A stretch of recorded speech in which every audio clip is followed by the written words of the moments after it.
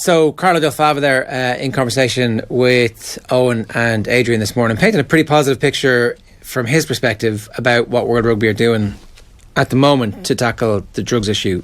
I don't really know where to start with all of this because I don't think people fully understood why we were covering the story or even how we were covering the story. Obviously, most people don't have the time to sit and think and read everything that everybody's doing on it the way we do, because that's our job. And I would say a lot of people saw us tweeting about it and were outraged that we were tweeting about it during the week. That coterie of people who attacked us over the course of the week for a bunch of things. So today, to move that whole issue on, you spoke to this guy who has a very similar backstory now to the story that Grobler has. Why did you do that? Primarily that, definitely to try and move the story on, but to get a bit of a sense from somebody who'd been there and done exactly that at roughly the same age, also took anabolic steroid.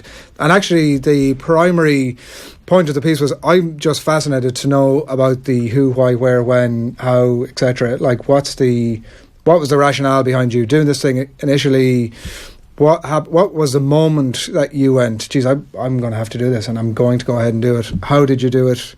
Did other people know that you were doing it? Were you talking to other people about doing it? Like, it was really to answer those bunch of questions. And I guess he didn't have answers for a lot of them. Like, I mean, I think there's obviously a passing of time.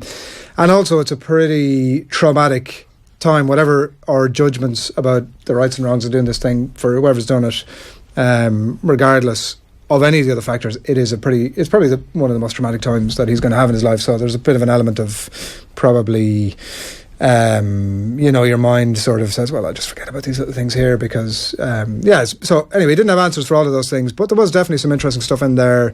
That was the rationale behind doing it. And we, as you said, been taking a bit of flack about constantly talking about this story, and as people would have it, I think primarily people who hadn't watched or listened or read what we were doing, but as you say, seeing the tweets, we were taking a lot of flack for giving Gerbrandt Grobler a bunch of flack, and that was actually not what we were doing, because primarily most of the conversations we were having were not about actually Gerbrandt Grobler. And over the course of that piece this morning, I didn't once mention his name. It wasn't to do with him. It was to try and, I guess, shed some light on an area that people are pretty unsure about, and educators us a little bit. So this guy's name came up as a stick to beat the coverage with this week. It's like, well, why weren't you outraged in 2007? Yeah. Obviously, Twitter didn't exist. Facebook was in its infancy at that point.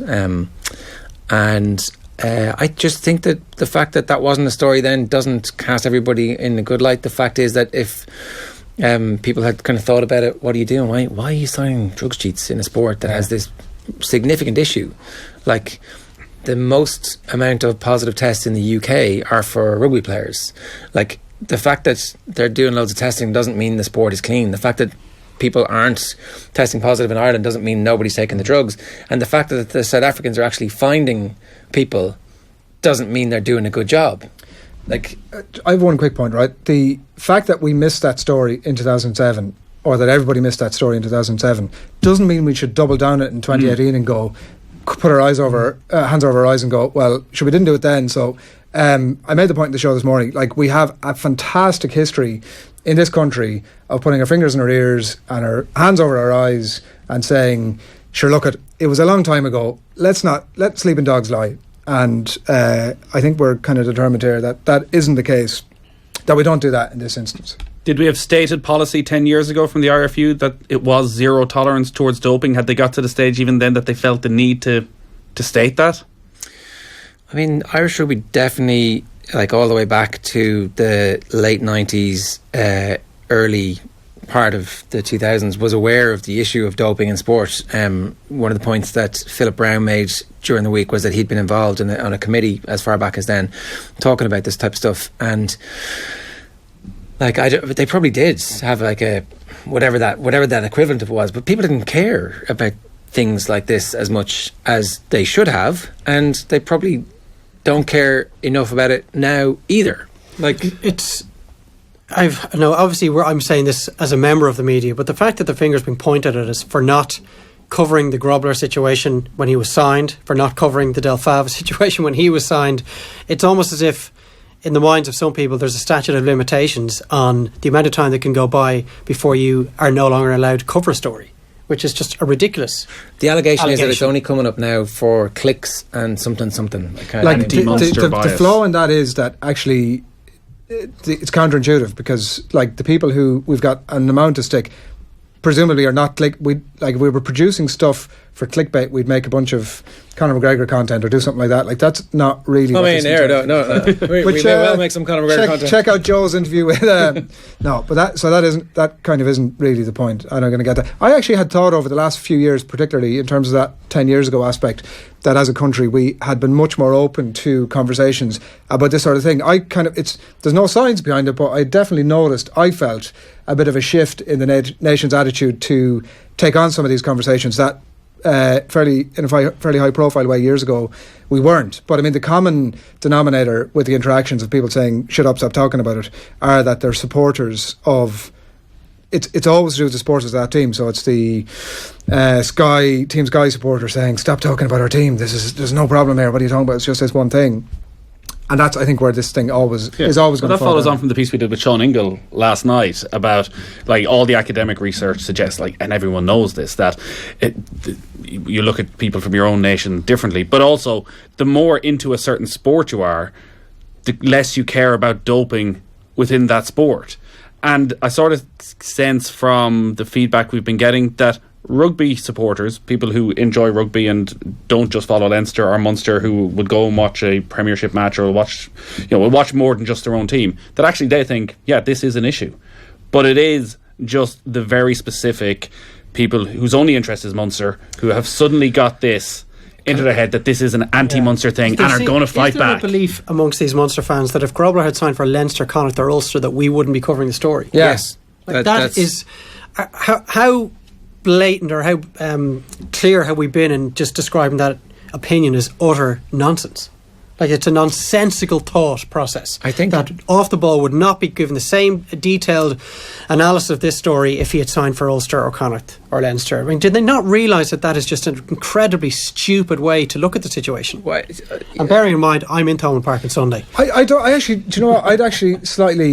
know if it's a stupid thing, right? I wouldn't say that. I would say there's a blind loyalty to team. I would say it's as simple as that. And we've all passionately supported teams from when we were very young across a whole series of codes, but they're people, any reasonably minded people out there must acknowledge that this would have been covered regardless of the team involved. I don't think so. I just think there's that sense of, you're having a go at my team and I will support that team, because there's, the perceived best practice in this thing is that, you're with your team through thick and thin, right? No matter what happens, I'm going to support you. And so they would see this as, a bit of a thin end of the wedge. They're gapping a bunch of stick. And I'm a great Munster fan because I come out and say, look, I'm going to support you regardless of this thing. And I'd be interested to see on Sunday about the Sunday, the level of I'd be interested to see the level of support that there'll be. Does it manifest itself on Sunday? I don't know, but I mean, it's not. He's obviously not beyond the realms of possibility. He's playing tonight, so he's not going to be there. But I'd be interested to see what response you and Keith Wood in particular, he said he doesn't think he should be on our show on Wednesday night. Speaking to Joe on Wednesday Night Rugby, he said he doesn't think he should play for the team this year, and I think that it's obviously a decision for Munster, but it'll be interesting to see what the response of the Munster fans are. Well, I won't be wearing any News Talk or Off the Ball branding. You're driving the News Talk Jeep, though. Here, if he doesn't play, could that raise an issue within the dressing room in Munster, in that Peter O'Mahony and Conor Murray were put out in front of the cameras and had to give Grobler now is a Munster man, he has bought into the ethics of Munster, he's one of us, that if they were to then choose not to play him, that actually within the dressing room they're thinking, we've just hung this guy out to dry now, like we've signed him, and suddenly because of this media pressure we're going with that, we're going to turn our back on him. I mean, maybe. Well, that's if they genuinely believed what they were saying. It sounds like they did. I would think they absolutely did. And I also don't fault them for it, because what else would you do? If you're in that dressing room, right? So it's fine for Chris Henry in Ulster, and fair play to him, by the way, for coming out and saying, this is unacceptable, what Munster have done. But hang on a second, he didn't say it 10 years ago. Yeah. Oh, yeah, absolutely. Because he was in the dressing room. He was actually in the dressing room with Carla Del Fava, only that he was a kid, exactly. So, yeah, I don't know. I don't blame them for saying that, because I think that what else would they say? We knew that's exactly what they would say. Now, whether or not they absolutely believed in what they were saying, I think we'll only maybe find out it's years again from that blind now. loyalty that they're actually in the dressing room, and well, they maybe don't have any maybe option. their opinion on will change with the passing of time. I would think that 10 or 15 years time, will they have a different look on how things have transpired over the last few months? I would have loved for a couple of the players to have just said no comment when they were asked. But that in itself is an indictment. That's a damning indictment. That's saying, you know what that means. So, yeah, but the experience of saying anything. The experience of players who leave the game, like pundits that we use all the time, that's exactly what they'll do. In 10 or 15 years' time, it'll happen again. There'll be another player, and they'll go, "This is not right." I don't think this will ever happen again. Really? No, I don't think so. I do not see Irish rugby in the next 25 years. Oh yeah, but there'll be a case at some point involving an Irish player at a province. Irish player test positive, and they'll be like, "What do we do here? You ban it for 2 years." I think that. So during the week, Philip Brown said we're going to have to go away and examine this policy in future. So that's a very specific set of circumstances. What do you do about a player who becomes available in the transfer market from overseas? What's the stated policy now of an Irish player? Do you say, "Okay, you test positive, we fire you immediately, and we say you can't play for one of the 4 Irish provinces again. Best of luck with the rest of your career. We're never going to select you for an international team." And is that what a zero tolerance policy actually means? Yeah, that is exactly what it is. Well, I think it is, right? So you brought I'm sure each player, as we all do in all our contracts, there's something resembling bringing the brand name down or bringing the name of whoever you're working for into disrepute. And if you failed a drugs test, well, you've clearly brought the brand name into disrepute, and your contract is terminated, and then you won't get a contract from another Irish province. That's not to stop this player from signing for a Premiership side or a top 14 side. Yeah, I don't really care about those leagues and what those and everybody's like, "Oh, this wasn't an issue when he was playing for Racing." Correct, because I don't really care about Racing, and Racing doesn't mean anything to our sports culture, but Munster holds a very, very special place and has always held a very special place in Irish sports culture, and they trade off that, and they make those claims for themselves, and so either it means something or it doesn't. And for the players who've played for that team over the last ages, it does mean something. And we've got accused of going over the top about this, but literally the thing that inspired my sense of whatever injustice about this was seeing a Munster player's face light up when he was talking about a cheat, going, "This is unbelievable, this guy's a cheat, we played against him, he was a cheat." It's like, you can't, I couldn't shake that, and that's why I talked about it. Plus Racing are only representing their club and their supporters and their owner, where Munster are representing Irish rugby. They are a representation of the IRFU. The people of all 6 counties. I think it's a very different kettle of fish. That does give Racing a green card as well to just go ahead and do this thing. But I know, but I mean, so obviously you lobby World Rugby to say it should be a lifetime ban for anabolic steroids. It should be a 4-year ban for the first crappy. It's 4 years. I think it's 4 years at the minute. I think that's what the current thing is. The updated legislation would be, if the Grobler case was to happen again, I think it's 4 years. That is.